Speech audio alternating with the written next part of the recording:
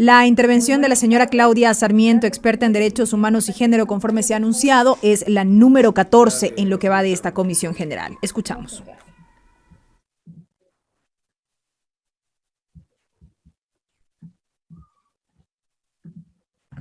Esta comisión general fue abierta por el Pleno de la Asamblea Nacional previo al segundo debate del proyecto de ley orgánica que garantiza la interrupción voluntaria del embarazo para niñas, adolescentes y mujeres en caso de violación, sobre la base del informe preparado por la Comisión de Justicia y Estructura del Estado. Escuchamos a la señora Claudia Sarmiento. Por la invitación que esta excelentísima asamblea me extendiera.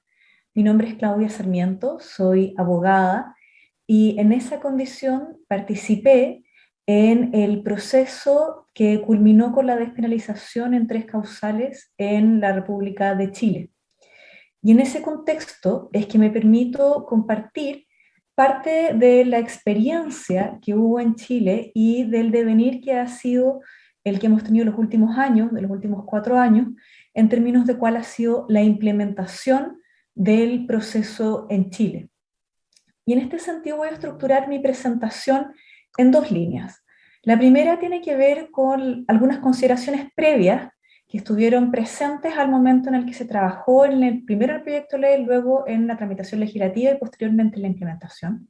Y por último, una mirada más enfocada en la implementación efectiva. Lo primero que uno tiene que tener presente es que ustedes enfrentan el desafío de considerar la implementación de un sistema tasado, de un sistema de causales. ¿Qué significa eso? No se entrega pura y simplemente a la mujer la definición del motivo por el cual va a interrumpir el embarazo, sino que por el contrario, se define ex antes cuál es esa causa. Y esa causa en este caso está limitada por la procedencia de una hipótesis de violencia sexual, concretamente de la violación. Y en ese sentido, este sistema de indicaciones tiene que hacer que convivan 2 elementos relevantes dentro del conjunto de intereses que afectan a una sociedad y que son, valga la redundancia, relevantes, ¿no?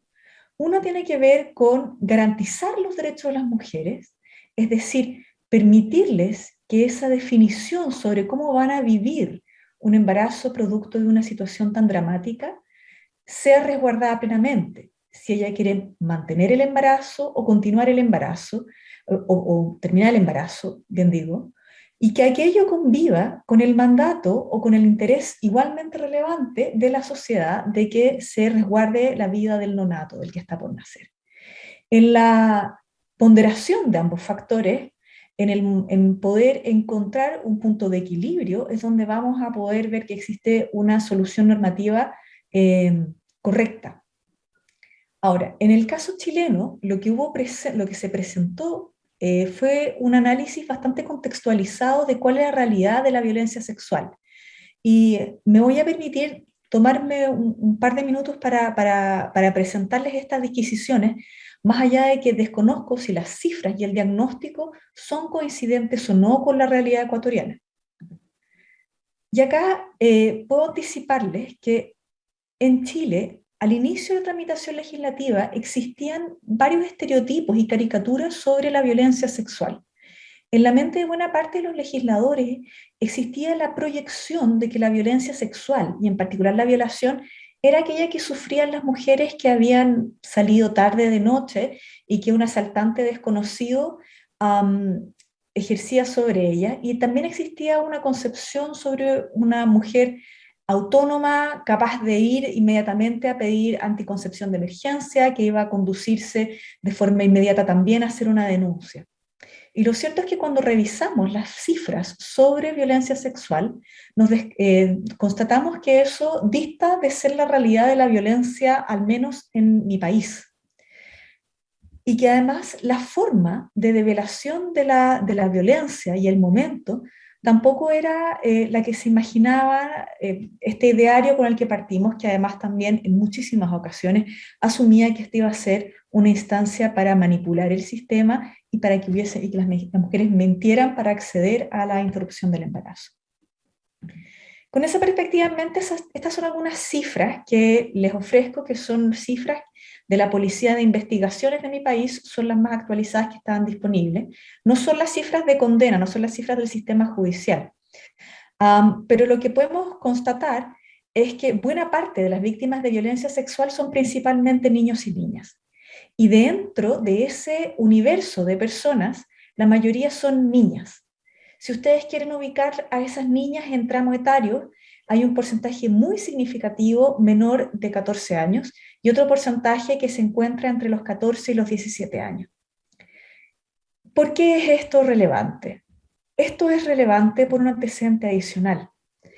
La mayoría de quienes ejercen esta violencia en contra de las niñas son familiares, son personas conocidas, personas en quienes las y los niños podían esperar que existiera una relación de cuidado, una relación de confianza. Es decir, aquellas personas que estaban llamadas a cuidar de estos niños y niñas son las que o bien cometieron estos delitos o permitieron que se generaran, ya fuese por una negligencia tremenda o derechamente hicieron caso omiso de forma dolosa de lo que estaba sucediendo. Eso deja a buena parte de las niñas que son víctimas de violencia sexual en una situación de bastante precariedad. Y con esto me refiero a que han sido víctimas posiblemente de abusos reiterados sin que tengan una red familiar de contención porque es esa misma la que falla. Entonces, respecto del momento en el cual se devela la violencia sexual, habitualmente está asociada a hipótesis en las cuales dentro del contexto escolar una niña se siente mal, o la llevan al hospital y los médicos y médicas o el personal sanitario en general constata una situación de embarazo no deseado y que evidentemente es el resultado de la violación. Y esta era la realidad a la que debía hacerse frente, entregarle a estas niñas contención y apoyo y la posibilidad de reconocerles una agencia moral, en el momento de definir cómo vivir esta tragedia que significa la violencia sexual. Asimismo, y en cuanto a las consecuencias, la mayoría de estas niñas se enfrenta no solo a la situación previa de precariedad en la que se encuentran, sino que también tiene una serie de complicaciones en un sinfín de materias, que agrupé en estos tres insumos que ustedes pueden revisar: salud reproductiva, resultados en realidad mortales, psicológicos, para su salud mental y conductuales. Estas son desafíos no menores para el sistema sanitario, porque la respuesta que se le debe ofrecer a las niñas no solo debe estar asociada a la posibilidad de que interrumpan un embarazo, sino a de qué manera el sistema acoge y respeta los derechos humanos de las niñas que han sido víctimas de esta violencia. Estas son las consideraciones que hubo presente al momento de planificar, de pensar el proyecto de ley que actualmente es la Ley de la República en Chile, la Ley 21.030. Nosotros lo que queríamos era no solo ver cuáles eran los antecedentes normativos para presentárselos, sino también cuáles eran los resultados de la experiencia efectiva. Y lo que hicimos y que les presento y que pongo a su disposición, si resultara del interés de los honorables, es el análisis de impacto sobre la forma en la que el Estado efectivamente garantiza los derechos humanos de las mujeres a partir del cumplimiento de esta normativa. Lo que hicimos fue presentar 597 solicitudes de acceso a la información pública para pesquisar de qué forma la política pública que dio forma a la legislación de la 21.030 se acogía. Y una de las antecedentes que puede ser relevantes para ustedes, con esto me permito mostrarles, es que los plazos son una materia significativa para efectos de garantizar un efectivo acceso a la interrupción del embarazo. El sistema chileno distingue entre las menores de 14 años y las mayores de 14 años. Los hace a partir de la percepción de que las niñas menores de 14 años tienen muy bajo conocimiento o control de los procesos biológicos que tienen y que la posibilidad de tomar conocimiento cuando están embarazadas es diferente. Adicionalmente, en Chile, todas las relaciones sexuales de una menor de 14 años son consideradas violación.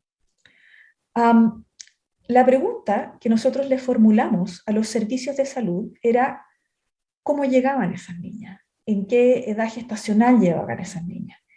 Y nuestra principal conclusión de la respuesta de aquello es que el 56,5% de las niñas llegaba fuera de plazo.